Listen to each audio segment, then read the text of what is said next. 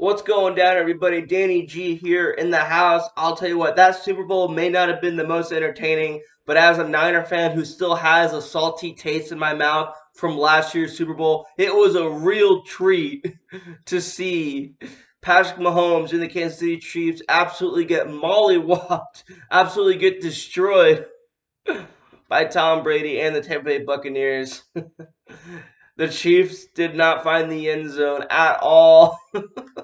31-9. The only touchdown they had in Tampa Bay was last week when the Chiefs charter plane touched down on the runway at the Tampa Bay International Airport. Man, that was a real treat to watch. Got to give a big congratulations to Cameron Dawson. He's a loyal Buccaneers fan on YouTube. He's been repping them for about 5+ years in the TTC. Shout out to Cameron Dawson. Congrats on the win. He's a lifelong Buccaneers fan. And the Buccaneers, even though they did win a Super Bowl in 2003, I believe that was 2002, 2003, or maybe it was 2001, 2002. But with John Gruden, but the Buccaneers overall have not had that much success as a franchise. So it was good to see them be the first team to win a Super Bowl in their home stadium. Yes, it was basically a home game for them. The only time that that came close to happening was, of course, the Niners, 1984. They won the Super Bowl against the Miami Dolphins at Stanford Stadium. Joe Montana against Dan Marino. And fun fact for you, that was actually a few blocks from where I was born at Stanford Hospital. So, but that was still not in their home stadium. It was in their market, but not quite their home stadium. So the Buccaneers yesterday winning it at Raymond James Stadium become the first team to, well, not only play a Super Bowl in their home stadium, but win one as well. So, congrats to them for that. Um, at first in this game, both of the defenses were balling out. The Chiefs got a field goal towards the end of the first quarter. Before that, neither team found the scoreboard. And then, shortly after, Tom Brady found his former Patriots teammate Rob Gronkowski for the touchdown. And then in the second quarter, Brady found Rob Gronkowski again and make it 14-3. And then, well, of course, at the end of the first half, Brady found Antonio Brown. And Antonio Brown, just a year ago, it looked like not only was his NFL career probably definitely over, but his life looked like it was fucked up. I mean, he was doing weird shit like, getting in trouble with the cops and then, throwing, fake dildos at them or whatever that was. I mean, he was just a complete mess a year ago, an absolute mess. And here he is. He gets his life back together and he gets a Super Bowl ring. So, that's good for him. Hopefully he stays on that right path, but, you know.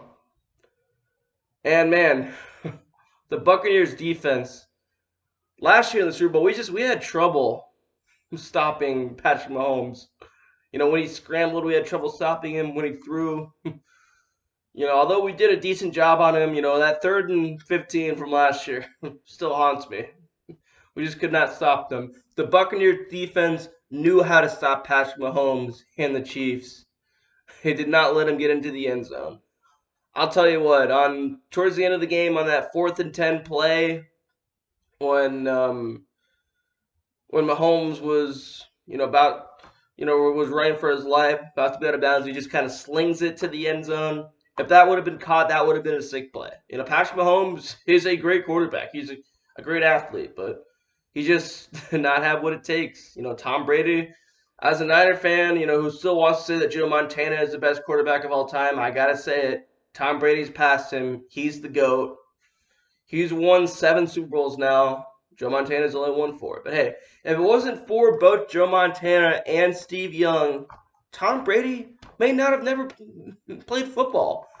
This week, he basically, said, now we already knew he grew up idolizing Joe Montana and Steve Young. We already knew he grew up idolizing the Niners. But he basically admitted that if it was not for Joe Montana and Steve Young, he would not have been inspired to play quarterback in high school.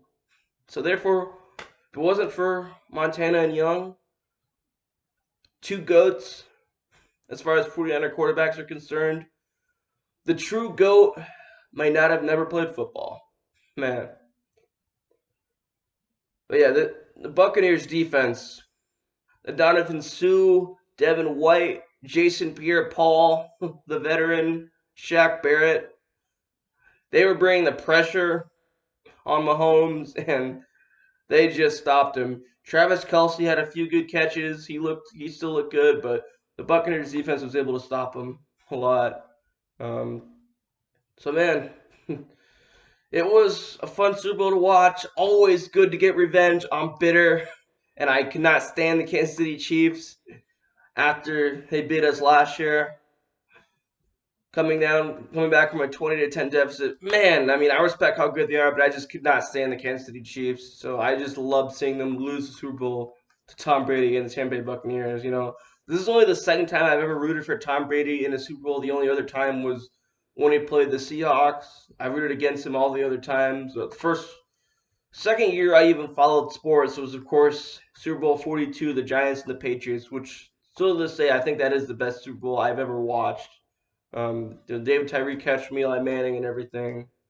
And of course, the Patriots were 18-0 going into that game, and they lose, and they go 18-1. They would have beaten the Miami Dolphins 19-0 record, or not beating them, but they would have been the only other team to go 19-0 besides the 72 Miami Dolphins if they had won that game. And and then I see Brady. So I've seen Brady win 5 Super Bowls.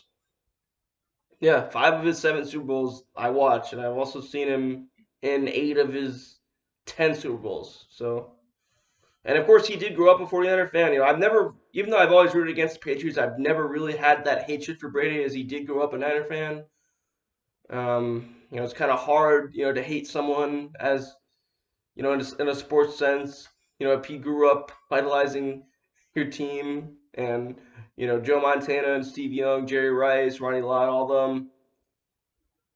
And of course, just like I said, that inspired him to play the game himself.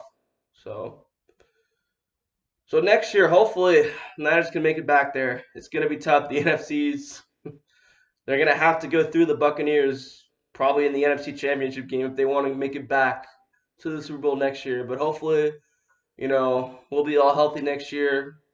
Expect Jimmy Garoppolo to be the starter. I expect us to draft a quarterback at the 12th overall pick. And I expect to be right back in the mix next year. So Danny G is out. Congrats to the Buccaneer fans. Congrats to Cameron Dawson. Congrats to any Tampa Bay fan out there. You guys got to win the Super Bowl in your own stadium. You guys made history. So congrats to you guys. Danny G is out. Peace.